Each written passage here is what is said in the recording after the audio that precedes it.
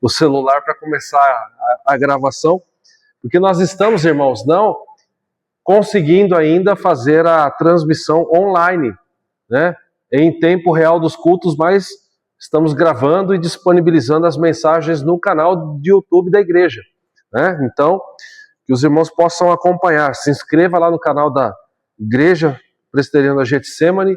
Vamos fazer esse trabalho crescer para a honra e glória do Senhor. Irmãos, nós estamos aqui hoje felizes, né? Você está feliz hoje? Estava pensando, depois da sexta-feira, eu vi um vídeo de um pastor dizendo sobre o sábado. Que tristeza, né? O dia que antecede a Páscoa, né?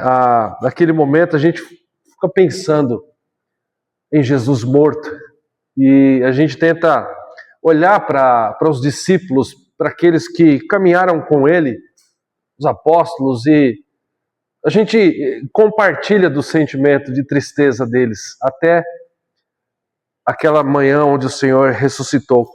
Eu gostaria de meditar em um texto com vocês, e hoje é um desafio, porque nós temos o culto agora e o culto à noite, e duas mensagens de Páscoa e duas mensagens diferentes. E essa primeira, para amanhã, o Senhor preparou para nós o texto da primeira carta de Paulo aos Coríntios, capítulo 15. Todo o capítulo 15 da primeira carta de Paulo aos Coríntios fala sobre a ressurreição de Cristo, mas a gente não vai ler o capítulo inteiro, nós faremos a leitura do finalzinho. 1 aos Coríntios 15, o texto lido será do verso 54 até o verso de número 58. Meditação desta manhã com o tema A Vitória do Rei Ressurreto. Então, nós vamos olhar para o texto bíblico e nós vamos, com a graça do Senhor, com a ação dele, do Espírito Santo, aplicando, assim que nós cremos a palavra ao nosso coração, nós seremos abençoados com esse texto.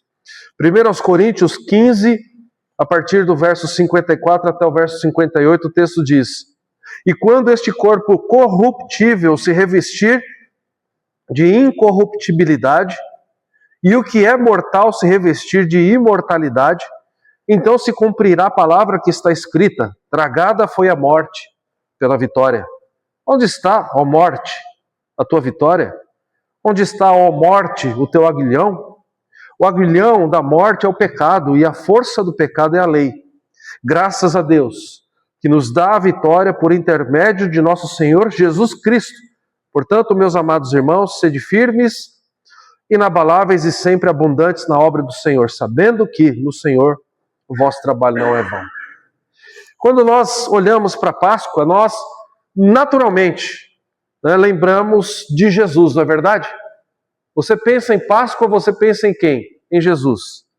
Mas na Bíblia, a Páscoa não começou no Novo Testamento. Você bem sabe disso. A Páscoa era uma das festas de Israel e a sua origem está ligada ao texto que está lá no Antigo Testamento, em Êxodo 12, quando Deus liberta o povo de Israel da escravidão do Egito. A Páscoa, então, era uma festa no Antigo Testamento e era uma das três principais festas que poderíamos chamar de festas de peregrinação, né? A Páscoa era uma delas. Então, quais eram essas festas? Você tem esse relato lá em Êxodo, capítulo 23, mas resumindo, irmãos, a gente pode dizer que os nossos irmãos lá no Antigo Testamento, eles tinham três comemorações, três festas. A primeira era a Páscoa. Era uma festa em que os israelitas comemoravam o quê? A libertação dos seus antepassados da escravidão do Egito. Se você quiser marcar, está lá em Êxodo capítulo 12. Tem uma referência no Novo Testamento também, em Marcos 14, né? Alguns diziam que, e ainda dizem que, estudando o texto, essa festa cairia mais ou menos naquilo que no calendário deles era entendido como o dia 14 de Nisan, né? O que daria mais ou menos o dia 1º de abril. Em hebraico, o nome dessa festa é Pessah. E muitos fazem uma relação da festa da Páscoa com outra festa que era chamada de a festa dos pães asmos, que era uma festa praticamente um prolongamento da Páscoa. Está lá em Deuteronômio 16. Além da Páscoa, o povo de Israel comemorava a festa das colheitas, tem uma referência lá em Atos 2 também sobre isso. Festa da colheita ou Pentecoste. E Pentecoste é uma palavra grega que quer dizer o quê? 50º dia. É o 50º. E essa festa era comemorada 50 dias depois da Páscoa. Era uma segunda festa do povo de Israel. E também, né, o Antigo Testamento nos faz referência à festa dos tabernáculos, que era uma festa onde os israelitas comemoravam, eles de fato eram uma lembrança, eles lembravam o tempo em que os antepassados haviam morado em barracas na viagem pelo deserto. Então, dentro da nossa teologia, dentro da teologia reformada, a Páscoa cristã, o que ela significa? Ela significa o cumprimento da redenção do plano de Deus, né? O cumprimento de liberdade, de libertação, de renovo para o povo. E aponta, né, para aquele que nós temos na figura de Jesus Cristo, o Cordeiro perfeito, aquele que morreu, né, como substituto para libertar o povo do pecado, para libertar o povo de Deus de escravidão, para nos libertar da ira de Deus também. É interessante, meus irmãos, que no Antigo Testamento, a Páscoa, ela celebrava pelo menos 3 verdades fundamentais. Em primeiro lugar, ela significava libertação pela graça de Deus. É a graça de Deus que liberta. Substituição por meio de um cordeiro. E também livramento do juízo divino.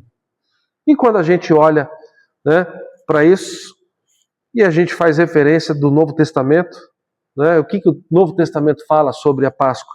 Por exemplo, você tem um versículo lá em João 1:29 que diz assim: no dia seguinte viu João a Jesus que vinha para ele e disse: eis o Cordeiro de Deus que tira o pecado do mundo. O Novo Testamento ele deixa muito claro para nós que Jesus é o verdadeiro Cordeiro de Deus, que Jesus é aquele que de fato havia de entregar a sua vida, iria entregar a sua vida para trazer liberdade para o seu povo. O sangue não livrava apenas de um juízo temporal, mas livrava da condenação eterna. A morte e a ressurreição dele garantem assim, né, a redenção completa para cada um de nós. Por conta disso, Paulo, na primeira carta aos Coríntios, aqui que nós lemos, mas no capítulo 5, verso 7, diz: Cristo, nossa Páscoa, foi sacrificado por nós. Mas quando a gente olha para tudo isso, meus irmãos, a Páscoa não termina na cruz, ela culmina o quê? Na ressurreição. E aí vem o texto em que nós lemos aqui no capítulo 15 de Coríntios. Porque aqui nós temos a vitória final de Cristo sobre a morte. Então o nosso tema hoje, né, se pudesse ser colocado para nós aqui, o nosso tema hoje, nós estamos aqui na manhã, vendo é a vitória do Rei ressurreto, baseado nesse texto. E nós já vamos então, depois dessa introdução, para a primeira lição que esse texto nos traz. E quando olhamos para Jesus, nós percebemos essa primeira lição, baseada nos versos 54 e 55, a derrota definitiva da morte. Irmãos, isso aqui tem um significado muito grande para nós. Porque quantas vezes nós nos entristecemos na vida, nessa caminhada, mas quando a gente olha para aquilo que Jesus fez, quando a gente olha para o sacrifício dele, que significa o amor de Deus, a paixão de Cristo, né, a sua entrega pelo seu povo, nós percebemos o seguinte: a nossa vida não se resume aos dias e aos anos que nós passamos aqui.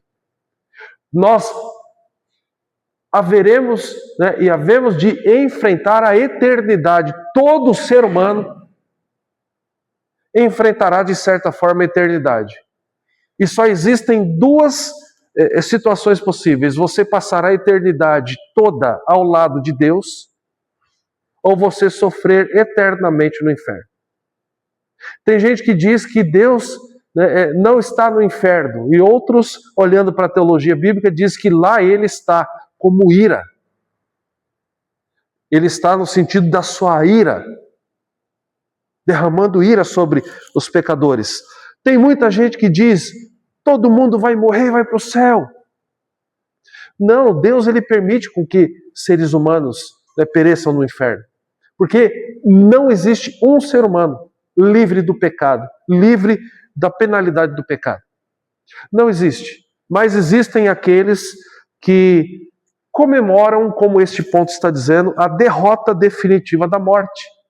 E estes, pela fé em Cristo Jesus, e estes, por receberem de Deus esta dádiva, esse presente de fé em Cristo, porque pela graça sois salvos mediante a fé, e isto não vem de vós, é dom de Deus. Então o Senhor, Ele nos escolhe para que a gente possa desfrutar disso. Por isso, a gente tem que, antes de entrar nesses pontos, parar por um instante e pensar nesse culto de ressurreição, nesse culto de Páscoa. Existe mesmo motivo para mim viver a minha vida entregue ao desânimo, entregue a minha vida inteira à preocupação? Existe motivo para mim viver o tempo todo como se eu fosse, desculpe a expressão, um coitado? Eu não estou dizendo aqui que nós não enfrentamos adversidades. O próprio Senhor diz, no mundo vocês vão passar por aflição, mas Ele também diz, mas tenham bom ânimo, eu venci o mundo. Então, quando nós olhamos para isso, quando nós olhamos para a vitória do Senhor sobre a morte, nós devemos lembrar de que, pela graça, haveremos de passar a eternidade com Ele, com Deus. E ali, como a Bíblia mesmo diz, um lugar onde não haverá mais choro, tristeza, dor, não haverá mais preocupação, e passaremos a eternidade com Ele. E este texto nos mostra que nós podemos e devemos basear a nossa fé naquele que venceu a morte. Então, em primeiro lugar, baseado nos versos 54 e 55 de 1 Coríntios 15, nós vemos a derrota definitiva da morte. Olha o que o texto diz, ele diz, e quando este corpo corruptível se revestir de incorruptibilidade, e o que é mortal se revestir de imortalidade, então se cumprirá a palavra que está escrita, tragada foi a morte pela vitória. Onde está, ó morte, a tua vitória? Onde está, ó morte, o teu aguilhão? Irmãos, a morte, para praticamente todo ser humano, é o maior inimigo. Todo mundo tem medo da morte. Não é verdade? Todo mundo vai enfrentar a morte. E a palavra do Senhor diz que a morte é o quê? É consequência do pecado. Lembra daquele versículo de Romanos 6, 23? Talvez você não lembre pela referência, mas se eu começar a mencionar ele, você vai lembrar. Porque o salário do pecado é a morte, mas o dom gratuito de Deus é a vida eterna em Cristo Jesus, nosso Senhor. O salário do pecado é a morte. Olha que realidade dura, mas olha a graça. Mas o dom gratuito de Deus é a vida eterna em Cristo Jesus. A Bíblia o tempo todo nos mostra isso. Desde Gênesis 3, a história da humanidade é marcada por essa realidade. O pecado entrou no mundo e com ele entrou a morte. O pecado entrou pela desobediência do homem. Eu li Romanos 6, 23. Se você ler o 3, 23, porque todos pecaram e carecem da glória de Deus. Mas a gente vê aqui nas nossas vidas a graça, mas o dom gratuito do Senhor é a vida eterna em Cristo Jesus, nosso Senhor. A ressurreição de Cristo, nela, na ressurreição, algo acontece. Algo extraordinário acontece, irmãos. A morte não vence. A morte não decreta o resultado final. Dependendo do time de futebol que você torce, você já começa o jogo perdendo, não é verdade? O seu time entra em campo, você fala, vai perder de novo. E parece uma profecia, ele perde de novo. Mas a gente não deve enfrentar a vida dessa forma, porque o que a ressurreição de Cristo significa é que a morte não vence, a morte é vencida. Eu estava lendo em casa uma frase que um pastor postou de Agostinho, dizendo assim, que Jesus ele poderia ter decidido descer da cruz, mas não, ele decidiu levantar do túmulo. Frase de Santo Agostinho, que bonito, não é? Então a gente descansa nisso. Na ressurreição de Cristo, o que nós lembramos? O túmulo não é o fim. O túmulo é o início, é o começo da glória. E o inimigo final, a morte, ele é derrotado. Nas palavras de Paulo, a morte foi tragada. É isso que o texto está dizendo aqui no verso 54. Tragada foi a morte pela vitória. E ele continua, onde está, ó morte, a tua vitória? Ela foi tragada, a morte foi vencida. Nesta linguagem de Paulo, tragada também pode ser entendido como a morte foi engolida ou a morte foi anulada. Sabia que você não deve temer a morte? Porque ela não vai te separar de Deus. Um grande pastor teólogo puritano, John Owen, falando sobre a morte, ele escreveu: a morte da morte, na morte de Cristo. Na morte de Cristo, a morte para nós morreu. Interessante, irmãos, na cruz Cristo matou aquilo que nos matava. Na cruz e na ressurreição ele provou que a morte não tem mais domínio sobre os seus. Já parou para pensar nisso? Você não dever mais temer a morte, porque se você morrer hoje, é claro que a gente não quer isso. A gente quer vida longa, a gente quer vida com saúde. A gente não quer apenas vida longa, a gente quer vida longa com saúde. Não é verdade?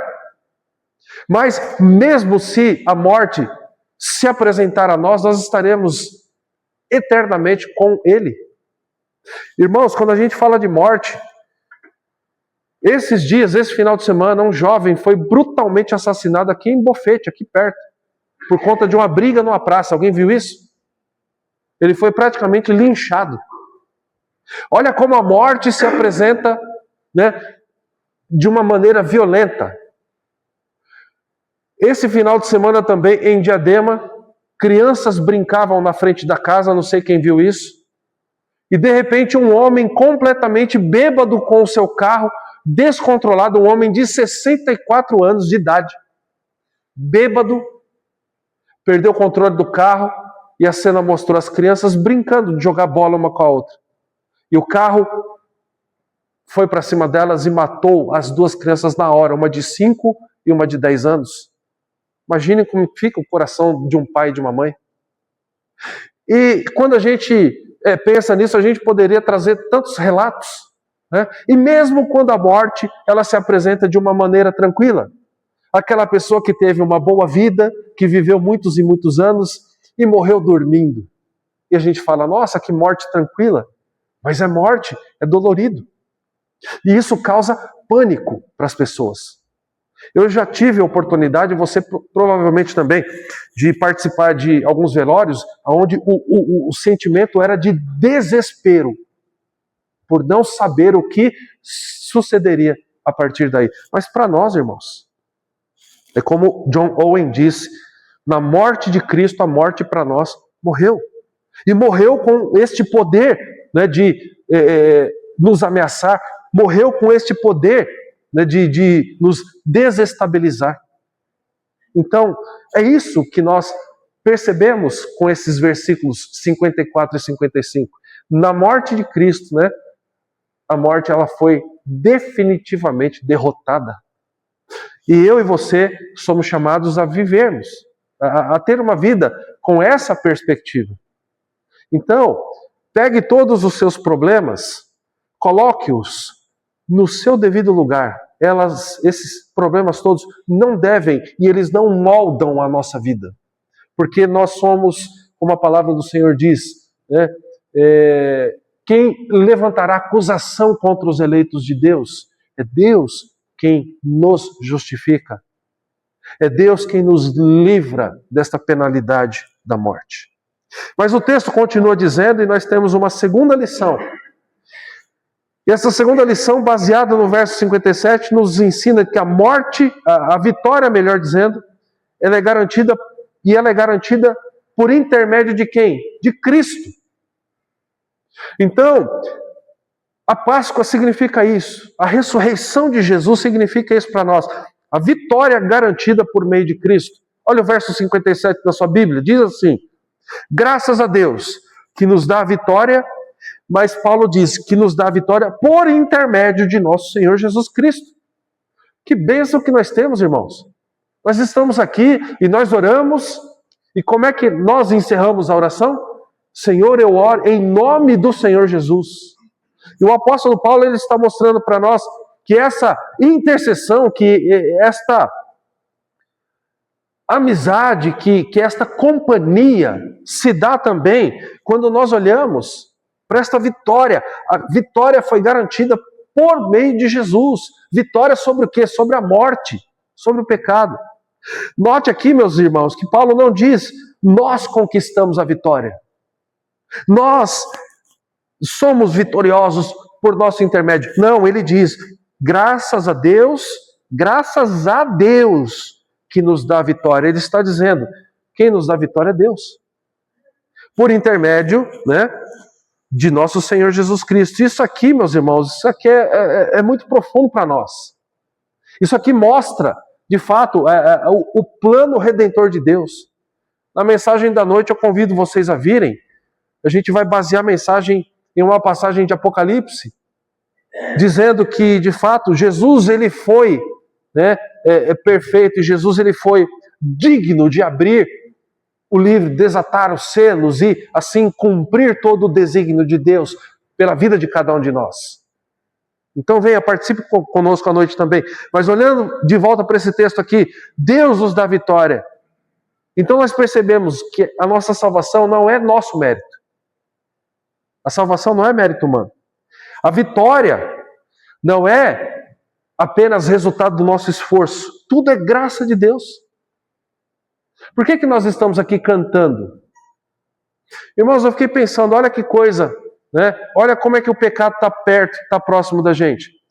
Por que aquele homem de 64 anos matou 2 crianças, uma de 5 e uma de 10? Sabe por quê? Porque provavelmente estava lá curtindo a vida dele no bar. Estava lá no bar bebendo, ou estava em casa bebendo. Porque tem que curtir, porque tem que... Ai, que legal, a minha vida... Eu vi alguém colocando na internet assim, por que eu vou para a igreja, dar 10% do meu salário para Deus? Eu prefiro ir no bar e gastar 10% comigo, olha que bonito. Aí sai completamente alcoolizado e faz o que esse homem fez.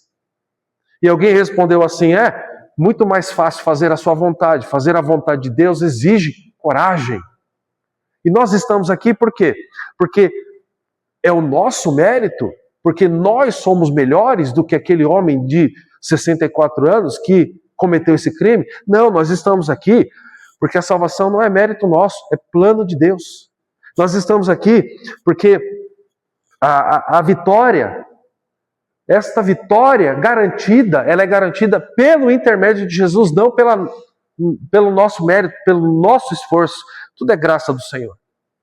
E tudo é graça, a vitória pertence a Cristo. Nós apenas, irmãos, participamos dessa vitória pela união que temos com Ele. Ele morreu. E nós participamos com Ele, nós morremos com Ele. Ele ressuscitou. E nós ressuscitamos com Ele. Ele venceu, nós vencemos nele.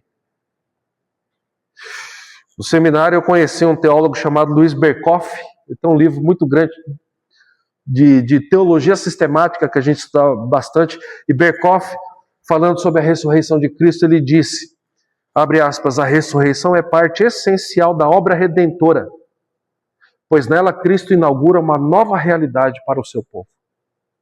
Então nós vivemos esta nova realidade por intermédio dele, porque a nossa vitória está garantida e é garantida por intermédio do Senhor.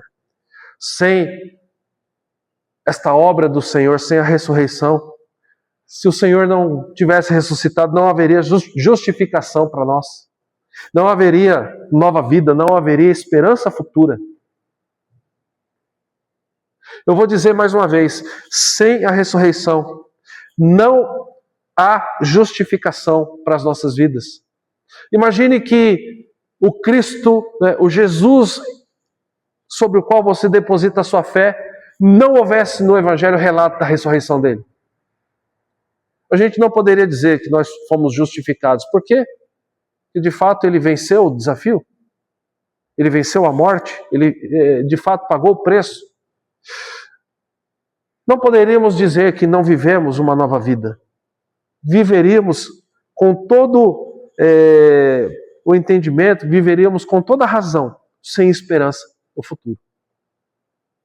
Mas se você crê na ressurreição do Senhor, você crê na justificação. Você crê na nova vida, você crê nessa esperança futura. O Senhor nos chama nessa manhã para a gente crer nisso. A ressurreição do Senhor nos dá tudo isso. Confirma a nossa justificação. Em Cristo, nele, nós somos feitos nova criação. Então a gente é chamado a viver dessa forma, meus irmãos. A gente é chamado para olhar com segurança. A segurança do cristão está na ressurreição do Senhor Jesus. A nossa fé, a nossa expectativa, a nossa esperança de uma vida melhor, a nossa esperança de paz, a nossa esperança de sentimento de proteção, tudo isso está ligado à ressurreição do Senhor e tudo isso é presente dele para nós, para a gente viver hoje, o aqui e agora dessa forma. Essa é a nossa segurança.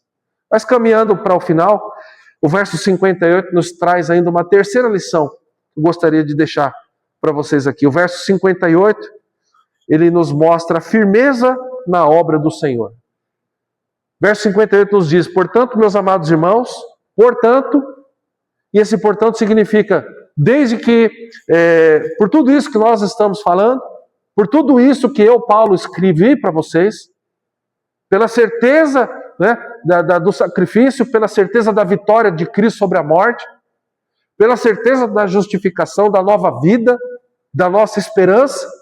Por isso, meus amados irmãos, sejam firmes, inabaláveis e sempre abundantes na obra do Senhor, sabendo que no Senhor o vosso trabalho não é vão.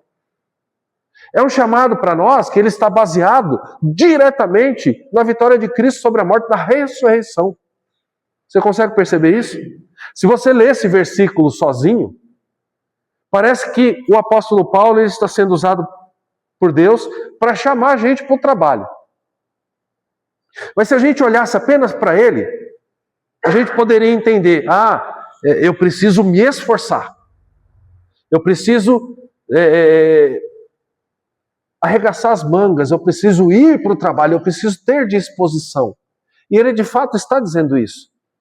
Mas quando ele diz, portanto, meus amados, isso significa, considere aquilo que eu escrevi anteriormente.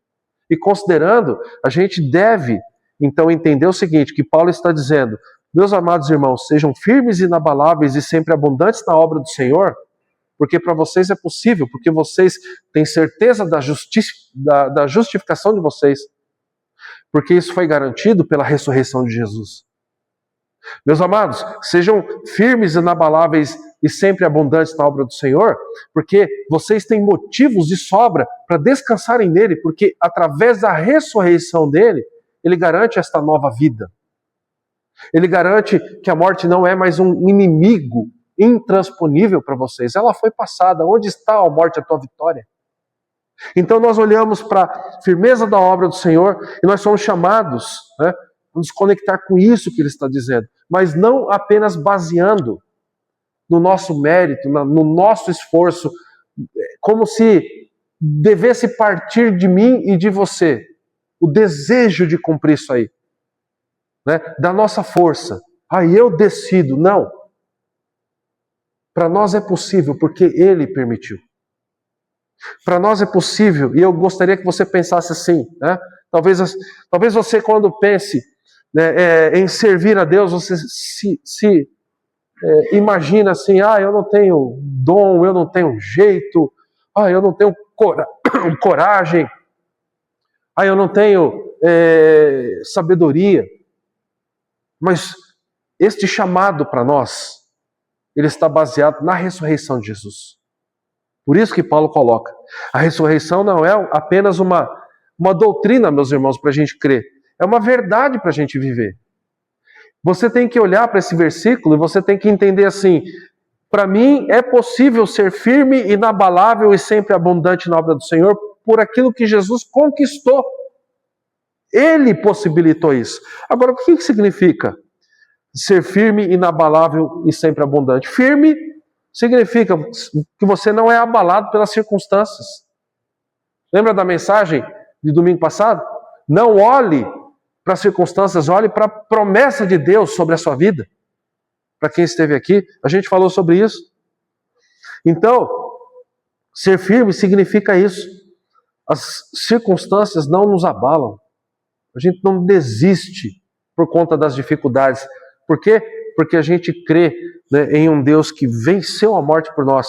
O que significa ser inabalável, ser perseverante na fé? A gente não desiste. A gente não vai desistir. As dificuldades estão aí, irmãos, mas a gente não vai desistir. Porque Jesus não desistiu por nós.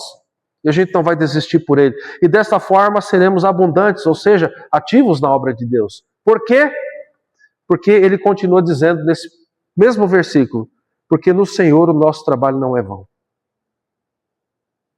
O nosso trabalho não é vão. Sem a ressurreição, tudo isso seria inútil.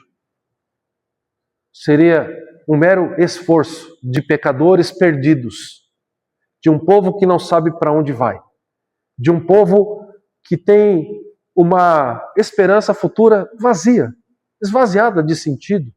Mas pela ressurreição, a nossa fé não é em vão. Pela ressurreição, o nosso sofrimento não é em vão. E o nosso serviço não é em vão. Sabendo, né, como é que ele diz, que no Senhor o nosso trabalho, o trabalho de vocês, ele diz, o vosso trabalho não é em vão. Caminhando para a gente concluir, Calvino, falando sobre esse texto, ele diz, a esperança da ressurreição nos sustenta no meio das lutas e nos impulsiona à perseverança. Você está enfrentando luta hoje? Você tem luta na sua família, na sua casa, na vida financeira? Você tem luta em relação à sua saúde? Saúde mental, às vezes a saúde física está boa, mas a saúde mental está abalada. Mas a ressurreição de Jesus nos dá sentido, nos dá significado. Nós trabalhamos e nós vivemos para a honra e glória dele, porque ele permitiu, ele possibilitou isso. Vou pedir para a Denise colocar o último slide para nós, que traz as 3 lições, né? Então que a gente possa lembrar nessa manhã disso. Olhe para esse texto. Se possível, leia todo o capítulo 15 da primeira carta de Paulo aos Coríntios, e você vai entender isso. A derrota definitiva da morte, a ressurreição de Cristo significa isso. A morte não é mais um inimigo a ser enxergado por todos nós como que terrível, que monstro horrível. Não, porque Jesus na sua morte, né, fez ela morrer. Em segundo lugar, a vitória garantida. A ressurreição significa que nós temos vitória, por isso que a palavra do Senhor vai dizer que nele nós somos mais que vencedores. E em terceiro, a firmeza na obra do Senhor. Quando eu pensar em ser um cristão firme, inabalável e sempre abundante na obra do Senhor, eu devo olhar para a ressurreição de Cristo. Eu devo olhar, né, para esta possibilidade que Ele fez ser real para mim e para você, de sermos firmes, de sermos inabaláveis, de sermos abundantes na obra do Senhor. O mérito é dele, irmãos, não é nosso. A segurança se dá por intermédio daquilo que ele fez. E ele, mais uma vez, usando Agostinho, ele poderia ter decidido, eu vou descer da cruz. E aí sim estaríamos perdidos. Mas ele não decidiu isso. Pode até ter sido, eu fico imaginando, na humanidade de Jesus, pode até ter sido uma ideia que passou pela sua mente. E provavelmente passou, eu vou descer daqui. Porque ele diz, Pai, se possível, passa de mim esse cálice. Ele estava sofrendo, ele sabia o que ele ia enfrentar. Porventura não seja como eu quero, sim como o Senhor quer. E o que é que nós lemos em Isaías 53? Que ao Senhor agradou moê-lo. Tudo isso para que eu e você tivéssemos, né, e vivêssemos a derrota definitiva da morte na nossa vida. Tudo isso para que a gente pudesse entender, Cristo garante a vitória através do seu sacrifício. E tudo isso para que a gente possa ser firme, né, inabalável e sempre operante na obra do Senhor. Coloca a tua vida diante dele e diga, Senhor, usa-me para a honra e glória do teu nome aqui nesse lugar. Coloca a tua vida diante dele e diz, e tenha na ressurreição essa segurança. Senhor, eu creio que o Senhor vai me usar na vida da minha família. Que o Senhor vai me usar na vida do meu marido, da minha esposa, dos meus filhos.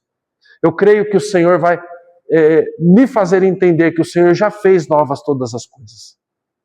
Senhor, eu vou colocar os problemas aqui no seu devido lugar. E eu vou crer que este amor, que o significado da vitória e da ressurreição de Jesus é muito maior do que qualquer empecilho, qualquer dificuldade que eu enfrente.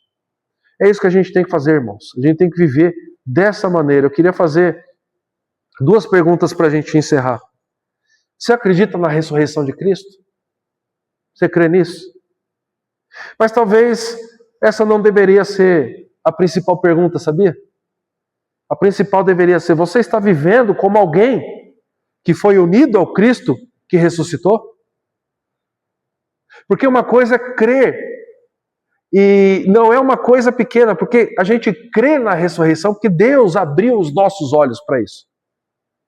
Mas talvez essa segunda pergunta, ela não deveria ser feita para quem não crê, para quem não conhece a história da ressurreição. Talvez essa segunda pergunta seja de fato específica para nós que somos o seu povo. Nós vivemos como pessoas que foram unidas ao Cristo ressurreto?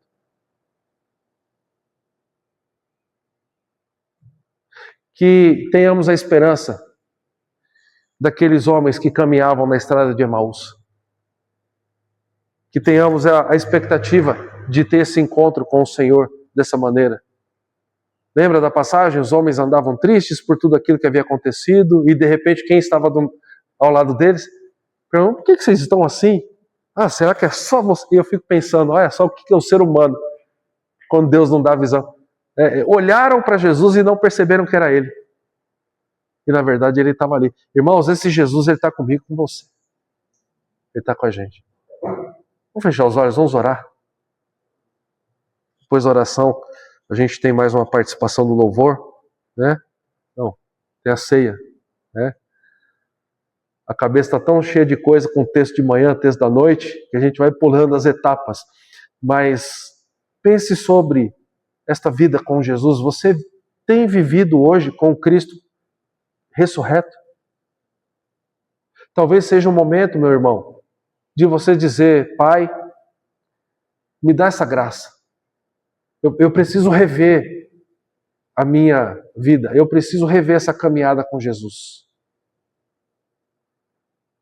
A palavra, meus irmãos, diz que ele não veio para o perfeito, ele veio para o pecador. Os sãos não precisam de médico, e sim os doentes. A palavra nos mostra que o mérito da salvação é dele, não nosso. Santo Deus, amado Pai, nós te louvamos pela tua palavra, que nos chama, Deus, a atenção a vivermos, ó Pai, com o Cristo ressurreto. A não apenas lembrarmos da Páscoa como uma data importante, como de fato ela é, mas a vivermos com este Cristo que de fato morreu, mas também ressuscitou e está vivo, está sentado ao teu lado, ó Pai. Nós queremos viver essa vida com o Senhor. Nós queremos de fato, ó Pai, entender esta mensagem que nos mostra de que a vitória foi tragada pela morte, pela ressurreição de Cristo. Onde está, ó morte, a tua vitória? Nós queremos viver, ó Deus, com essa perspectiva de vitória, de uma vitória que foi garantida por intermédio, pela obra, pelo sacrifício, pelo amor de Jesus. E nós queremos também, ó Deus, sermos firmes, abundantes, operantes, ó Deus, inabaláveis na obra do Senhor. Como Paulo diz, sabendo que no Senhor o nosso trabalho não é vão. Por isso fortalece-nos, ó Pai. Por isso enche-nos de expectativa desta nova fase na vida de cada um aqui, que a partir desse instante sejamos renovados na caminhada com o Senhor Jesus, que sintamos, ó Deus, a tua presença conosco, que saibamos que sim, é possível, que o pensamento de cada um aqui nesta manhã seja: é possível eu ser uma pessoa firme, uma pessoa inabalável, uma pessoa operante na obra do Senhor, porque o Senhor providenciou, permitiu este acesso, ó Pai, essa realidade para nós. Ajuda-nos, abençoa-nos, enche-nos, ó Deus, desse desejo de vida, dessa proximidade contigo. Ajuda-nos e abençoa-nos, e muito obrigado por esse momento, por esse culto, ó Pai, e pelo momento de comunhão que teremos logo mais participando da mesa do Senhor. Que o Senhor, ó Pai, nos fortaleça e continue derramando da tua graça, iluminação do Espírito Santo, ó Pai, e que desta maneira estejamos renovados na nossa fé, renovados na expectativa, renovados na alegria em viver e saber que vivemos contigo. Nós oramos em nome do Senhor Jesus. Amém.